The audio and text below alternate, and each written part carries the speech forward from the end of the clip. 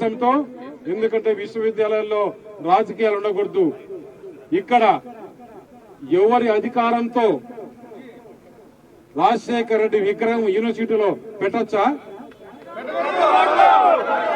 మేము తీవాలనుకుంటే ఒక్క నిమిషం చాలదు.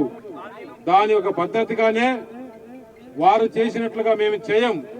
దాని ఒక పద్ధతిగానే విద్యార్థులు, ఇక్కడ ఉండే ఉపాధ్యాయులు, ప్రొఫెసర్స్, లెక్చరర్స్ అందరి అభిప్రాయం తీసుకొని కాలేజీలో ఇటువంటి పని చేయొచ్చా లేదా అనే వారి అభిప్రాయం మేరకే నిర్ణయం తీసుకుంటామని చెప్పేసి తెలియజేయండి.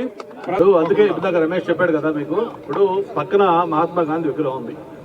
ఆ మహాత్మా గాంధీ విగ్రహం మీద కాకులు రెట్లేస్తామని దాన్ని పట్టించుకుని పాపాన్ని పట్ల, పక్కన మాత్రం రాజశేఖర రెడ్డి గారిది చాలా పెద్ద విగ్రహం పెట్టి దాని మీద గ్రిల్స్ పెట్టి దాన్ని బ్యూటిఫికేషన్ చేసి, అంటే ఈ నేషనల్ గా ఒక ఏం మెసేజ్ ఇస్తున్నారంటే మహాత్మా గాంధీ కంటే కూడా రాజశేఖర రెడ్డి గొప్పవాడు అని ప్రసాద్ రెడ్డి మొత్తానికి ఒక మెసేజ్ ఇవ్వడం కోసం దాన్ని ఆ విధంగా చేశారు. మేమేదో అండమాగ్రెటిక్ గా లేకపోతే ఏదో యూనిలాటరల్ గా మేము ఇప్పుడు దాన్ని కొట్టేయాలంటే 5 నిమిషాల పని, కానీ అలా చేయదలుచుకోవాలా.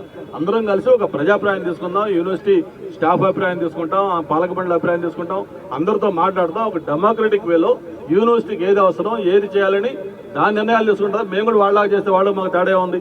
దాన్ని కొట్టేయడం 5 నిమిషాల పని ఏముంది. ఇప్పుడు మా వాళ్ళకి చెప్పి దాన్ని లాగేస్తారు కదా.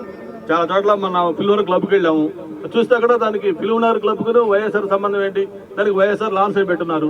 అక్కడికి మాతో పాటు వచ్చిన వాళ్ళు వచ్చి లాగేశారు. ఎందుకు లాగుతారంటే మాకు నచ్చలేదు సార్, ఫిల్మ్నగర్కి వైఎస్ఆర్ లాన్స్ ఏంటి, మేము లాగేసామన్నారు. అట్లా ఇటువంటి చేస్తారు ఇక్కడ. కానీ మేము అట్లా చేయాలని చెప్పట్లా. దానికి ఒక పద్ధతిగా డెమోక్రటిక్గా ఏం చేయాలి, యూనివర్సిటీలో ఆంధ్ర యూనివర్సిటీకి Rajasekhar what way is concern అంత విగ్రహం పెట్టాల్సిన అవసరం ఉందా? రోడ్డు మధ్యలో బ్లాక్ చేస్తూ ప్రసాద్ రెడ్డి కార్యాలయాలు పెట్టుకోమను, వైఎస్ఆర్ పార్టీ ఆఫీసులో పెట్టుకోమను. ఇక్కడ ఆంధ్ర యూనివర్సిటీలో ఆయన కంట్రిబ్యూషన్ ఏంటి? మరి దాని ఊరిని అపోజ్ చేసిన విద్యార్థుల్ని, ప్రజా సంఘాలని, యూనియన్స్ ని అందరినీ అరెస్ట్ చేసి అంత అమానుషంగా పెట్టాల్సిన అవసరం ఏంటిది?